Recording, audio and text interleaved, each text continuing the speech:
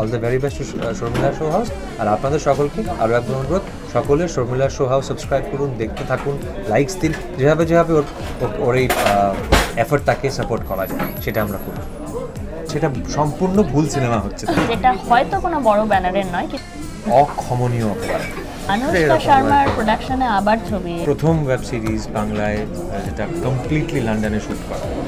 Hey guys, this is Shormila Maiti from Shormila Show House, and please subscribe my channel, click the bell button for more updates.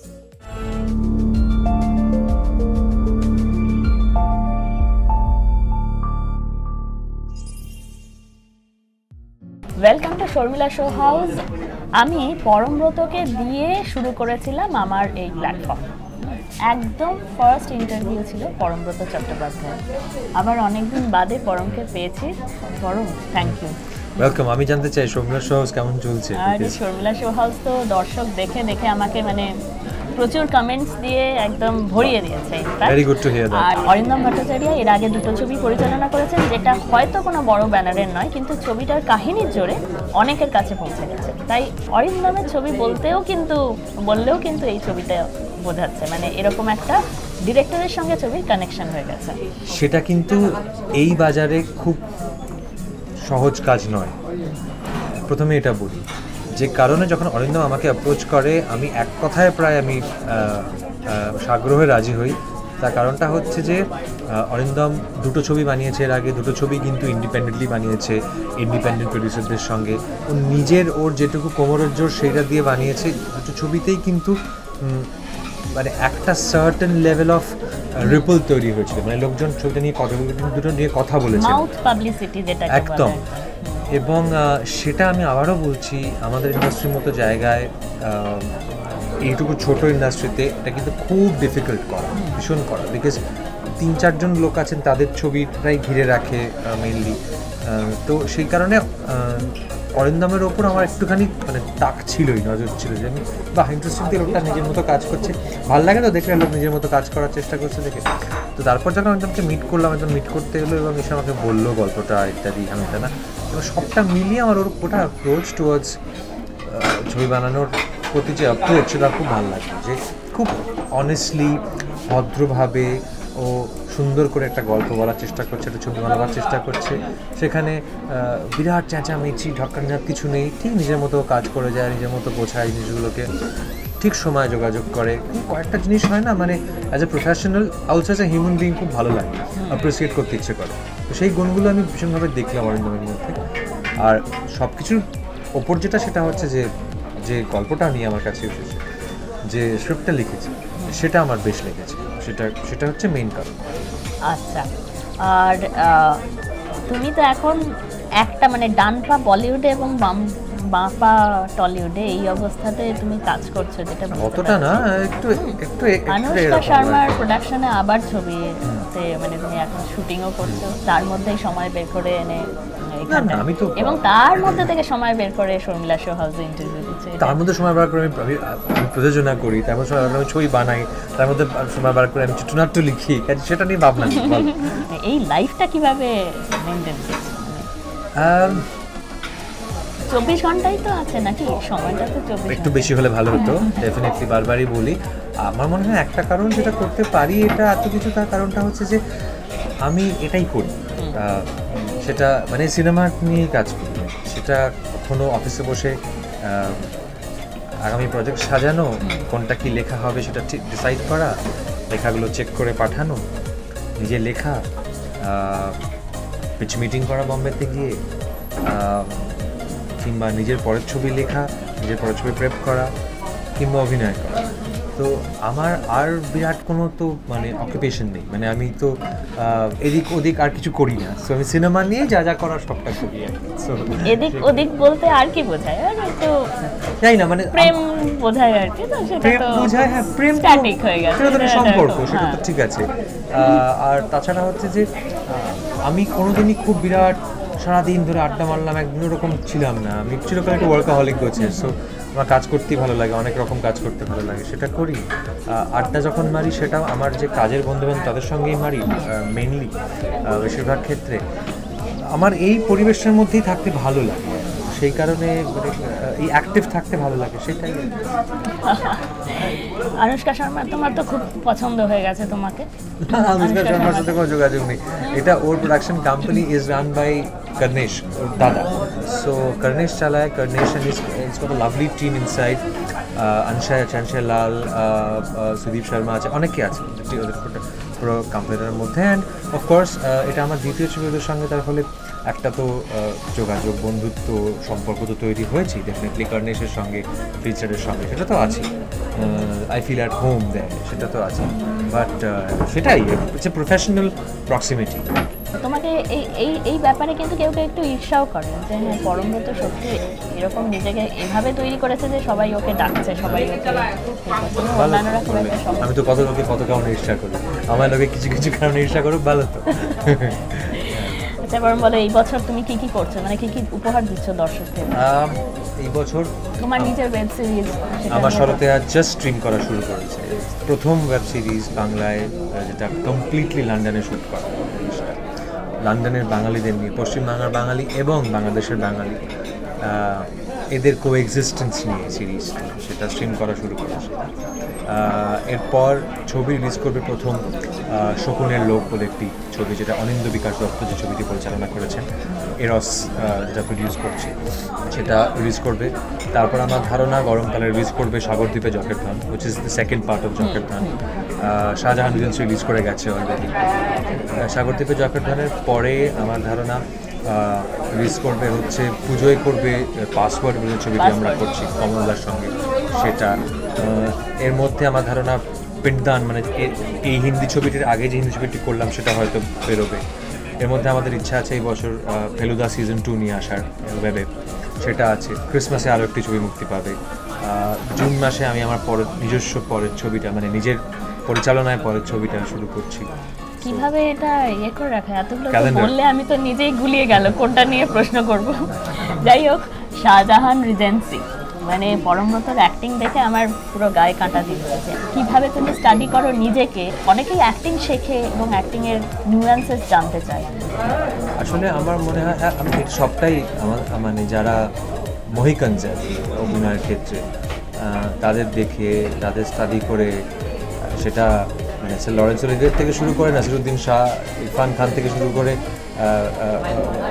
ইয়ে অবধি, মানে রবিনের অবধি, সবাইকে দেখে দেখে আমার একটা উপলব্ধি অনেকদিন ধরে হয়েছে, বা প্রতিনিয়ত সেই উপলব্ধিটা বাড়তে থাকে। সেটা হচ্ছে যে আমরা না অভিনয় বলতে সারাক্ষণ আচ্ছা এর এক্সপ্রেশনটা ওরা এগুলো বলি আর কি।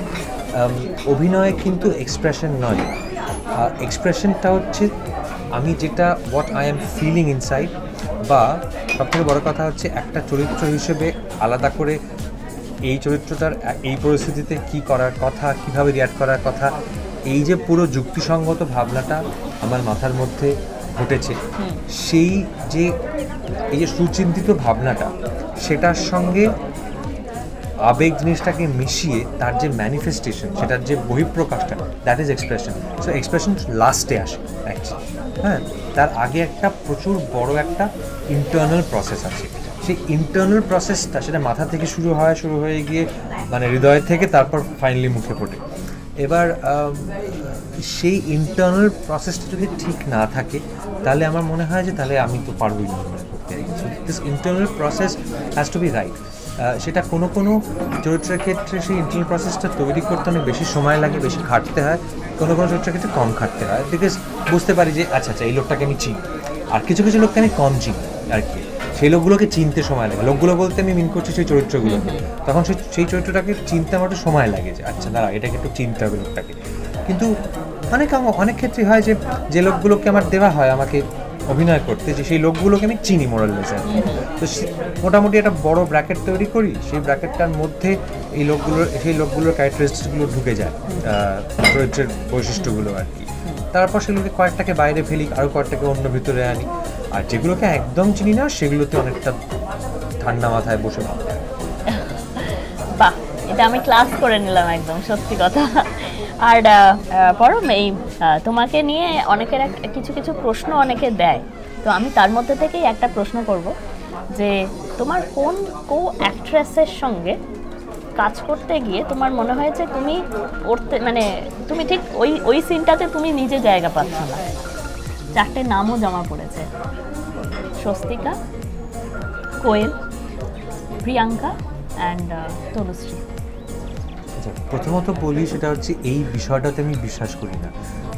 একটা দৃশ্যে যদি কেউ কোনো অভিনেতা বা অভিনেত্রী যদি তার দিকে সকলের নজর যায়, অন্য অভিনেতা অভিনেত্রীর নজর না যায়, তাহলে সেই দৃশ্যটি তারই, সেটা তার জন্যই লেখা, সেভাবেই লেখা, তার দিকে নজর যাওয়ার কথা বলেই তার দিকে নজরটা যাচ্ছে। আর যদি এমন একটি দৃশ্যে এমন একটি অভিনেতা বা অভিনেত্রীর দিকে নজর যায় যে দৃশ্যে তার দিকে নজর যাওয়ার কথা নয়, তাহলে সেটা ভুল হচ্ছে। সেটা ছবিটায় ভুল হচ্ছে, এটা পরিচালকের ভুল হচ্ছে, সেটা অভিনেতা বা অভিনেত্রীর ভুল হচ্ছে। সো সেটা সম্পূর্ণ ভুল সিনেমা হচ্ছে। তো এই সোজা ব্যাপারটা তাই, কাজে এটা কোনো দৃশ্যে কেউ কাউকে মেরে বেরোতে পারে না, because this is essentially a medium. Cinema মিডিয়ামটা হচ্ছে পরিচালকের মাধ্যম এবং এডিটিংয়ের মাধ্যম। সো এডিট জিনিসটাই আছে, তার কারণটা হচ্ছে এটা আমার হাতে অ্যাজ এ পরিচালক বা অ্যাজ অ্যান এডিটর, সম্পাদক বা পরিচালকের দায়িত্ব যে তার গল্প তিনি শেষ অবধি যেখানে নিয়ে যেতে চান সেইটার ওপর ভিত্তি করে কোন দৃশ্যে কার ওপর প্রাধান্য থাকবে সেটা সিদ্ধান্ত নেওয়া হবে। এটা থিয়েটার না, থিয়েটারেও সুযোগটা থাকে, সেটাও পূর্ণ অংশে সঠিক বলতে পারবো না, কেননা সেখানেও কিন্তু এক একটা দৃশ্য এক একটি চরিত্রের হয়। তো এই মেরে বেরিয়ে যাওয়ার ব্যাপারটা ওই জন্য আমার ইউনিভার্সে এক্সিস্ট করে না আর কি। তো সেটা হচ্ছে প্রথম কথা। আচ্ছা, দ্বিতীয় কথা হচ্ছে এই 4 জনের মধ্যে সব থেকে কমফোর্টেবল লাগে কাজ করতে কোয়েলের সঙ্গে personally, because I find Koel to be very nice human being. হ্যাঁ, টু বিগিন উইথ আমার কোয়েলের সাথে খুব সুন্দর একটা বন্ধুত্ব আছে। অনেক পার্সোনাল কথা একেবারেই হয় না আমাদের ডেফিনেটলি, কিন্তু খুব সুন্দর একটা ভাইব আমরা শেয়ার করি কোয়েলের আমি। এবং আমার এসেনশিয়ালি মনে হয় কোয়েল একজন অসম্ভব বুদ্ধিমতী একজন মানুষ, যাকে আমার আজ অব্দি একটু আন্ডার ইউটিলাইজ বলে মনে হয় অভিনেত্রী হিসেবে। হ্যাঁ, পার্সোনালি স্পিকিং অসম্ভব বুদ্ধিমতী কোয়েলের আমি সিনেমা নিয়ে, সাহিত্য নিয়ে অনেকক্ষণ কথা বলতে পারি, এটা কিন্তু সকলের সাথে কথা বলা যায় না অ্যাকচুয়ালি, ভেরি অনেস্টলি। আর এই যে 4 জনের নাম তুমি করলে, এর মধ্যে অভিনেত্রী হিসেবে সব থেকে ম্যাচিওর এবং শক্তিশালী স্বস্তিকা আমার পার্সোনালি মনে হয়। স্বস্তিকার সঙ্গে অনেকদিন পর অভিনয় করলাম শাহজাহান এজেন্সিতে, তো সেখানে করতে গিয়ে সেটা আরও একবার সেটা প্রমাণটা পেলাম। আর প্রিয়াঙ্কার সাথে খুব কম কাজ করেছি আমি, যদিও যা দেখেছি তাতে সব চিরকালই ওকে আমার অসম্ভব ভালো অভিনেত্রী বলে মনে হয়েছে। আর তনুশ্রী, আমার মনে হয় Tanushree has come a very long way. তনুশ্রীর জীবনের প্রথম কাজ আমার সঙ্গে টেলিভিশনে, ওটা আমার টেলিভিশনের লাস্ট কাজ, আর তনুশ্রীর প্রথম কাজ ছিল। Tanushree has come a very long way I feel. এবং আমি actually looking forward to Antardhaan, অনেকদিন পর তনুশ্রীর আমি একসাথে কাজ করবো, সো বুঝতে পারবো যে কোন দিকে আমরা গেছি। সমান্তরালে আমরা লাস্ট কাজ করেছি। তুমি আসলে একদম ছোটবেলা থেকে, কিশোর বয়স থেকে কাজ করে আসছো, এবং তোমার ওয়ার্ল্ডটাই হয়ে গেছে সিনেমা। কখনো ভেবেছো কি যে আমি অন্য কোনো প্রফেশনে হলে কি হতো, কি আমি হতে পারতাম? আমি অভিনয় না করলে সিনেমাতে থাকতাম, এটা শিওর। মানে পুরো সময়ের পরিচালক হতাম, প্রযোজক হতাম, ইত্যাদি হতাম। বাট আমরা যদি সিনেমার সঙ্গে যুক্তই না থাকতাম তাহলে আমার মনে হয় আমি হয়তো আরও অধ্যাবসায়ের সঙ্গে গান বাজাটা আরও বেশি দিন শিখে I would have gone into music. এই মুহূর্তে কাশ্মীরে যা ঘটেছে সেজন্য বলিউড একটা স্টান্স নিচ্ছে যে পাক যেসব গায়ক গায়িকারা বা অভিনেতারা তাদেরকে বাদ দেওয়ার। এটা কি তুমি এই মুহূর্তে ঠিক বলে মনে করো? দেখো, ব্যাপারটা হচ্ছে যে আমি আগে এটার বিরোধী ছিলাম ডেফিনেটলি। ব্যাপারটা হচ্ছে যে পুলওয়ামা অ্যাটাকে যে জওয়ানরা প্রাণ হারিয়েছে, তার পিছনে যে জঙ্গি সংগঠন আছে, তাদের নেতা তিনি যে ফ্রিলি পাকিস্তানে ঘুরে বেড়াচ্ছেন এ ব্যাপারে কোনো সন্দেহ নেই, তাকে পাকিস্তান আটক করছেন এ ব্যাপারে কোনো সন্দেহ নেই। এমনিতে আমি এই শিল্পের বেড়া টানাটাতে বিশ্বাস করি না, কিন্তু এই ঘটনার পরিপ্রেক্ষিতে আমার মনে হয় যে একটা খুব বড় ডিপ্লোম্যাটিক বা কূটনৈতিক পদক্ষেপ আসতে বাধ্য ভারতের তরফ থেকে, এবং সেটাতে টেম্পোরারিলি যদি সরকার থেকে বা শিল্পীরা যদি মনে করেন যে যতই বন্ধুত্ব থাক পাকিস্তানি শিল্পীদের সঙ্গে, এই মুহূর্তে দেখো শুধু তো কাজ করাটা নয়, মানে একজন কাজ করতে আসা মানে তার লিগ্যালিটিজ আছে অনেক, তার ভিসা আছে, তার তিনি এখানকার কারেন্সিতে তিনি তার পারিশ্রমিক দেন, অনেকগুলো ব্যাপার আছে। তো ব্যক্তিগত স্তরে বন্ধুত্ব থাক, কিন্তু পেশাদার স্তরে বা প্রাতিষ্ঠানিক স্তরে এক্ষুনি যদি কেউ কাজ করতে না চান পাকিস্তানি শিল্পীদের সঙ্গে বা সিদ্ধান্ত নেন দলগতভাবে, সেটা কিন্তু আমি মানে সমর্থন করি না বললেও এটুকু বলতে পারি যে সেটা আমি বুঝতে পারি। সেটা যদি কেউ করতে চান আই উড আন্ডারস্ট্যান্ড, কেননা এই অ্যাটাকটা অত্যন্ত ঘৃণ্য একটি ঘটনা এবং সেটার পরিপ্রেক্ষিতে আমি আবার বলছি একটা ডিপ্লোম্যাটিক স্টেপ কিন্তু ভারত নিতে বাধ্য, হ্যাঁ, তাকে নিতেই হবে ভারতকে, কারণ this is an act of war, যুদ্ধের অ্যাক্ট এটা, একদম সেই কারণে। এবার একই সঙ্গে আমি এটা বলবো যে ঠিক এই পুলওয়ামা অ্যাটাকটা যতটা ভিন্ন একটি কাজ এবং তার মানে পরিপ্রেক্ষিতে পাকিস্তানি আর্টিস্টদের সঙ্গে এক্ষুনি কাজ না করা বা তাদেরকে ভারতীয় ছবিতে কাজ করা থেকে বিরত থাকাটাকে আমি কিছুটা হলেও যদি সমর্থন হয়তো বা করি, ঠিক একইভাবে যেটাকে সমর্থন করি না সেটা হচ্ছে এই পুলওয়ামা অ্যাটাকের ঘটনার জন্যে কাশ্মীর এবং কাশ্মীরিদের নিয়ে সারা দেশে যে একটা ঘেন্নার বাতাবরণ তৈরি করা হচ্ছে সেটাও একই রকম নিন্দনীয় বলে মনে করি। বিকজ যারা এটা করছেন তারা না জানেন কাশ্মীরের ইতিহাস, তারা না জানেন কাশ্মীরিদের যে ক্ষোভ তার ইতিহাসও জানেন না, আর তারা এই টেররিস্টদের সঙ্গে যাবতীয় কাশ্মীরিদের এক করে ফেলছেন। এটাও কিন্তু ভীষণভাবে নিন্দনীয় একই রকম। সো এটা একটা খুব জটিল পরিস্থিতি, যে পরিস্থিতিটা আমার মনে হয় যে ঠান্ডা মাথায় ইতিহাস জেনে তবে ব্যাপারটা বোঝা দরকার। তবে হ্যাঁ, আবারও বলছি, পুলওয়ামা অ্যাটাক যেখানে 44 জন জওয়ান প্রাণ হারিয়েছেন সেটা একটি অক্ষমনীয় অপরাধ, এটুকু বলতে